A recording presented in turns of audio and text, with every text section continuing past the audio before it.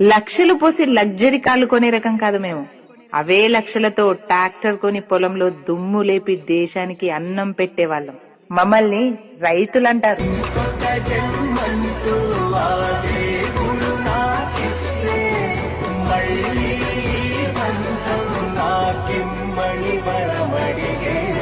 లక్షలు పోసి లగ్జరీ కార్లు కొనే రకం కాదు మేము.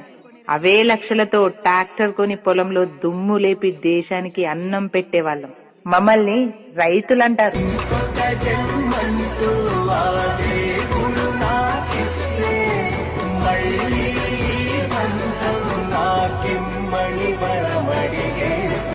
లక్షలు పోసి లగ్జరీ కార్లు కొనే రకం కాదు మేము.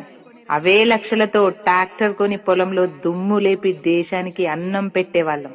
మమ్మల్ని రైతులంటారు.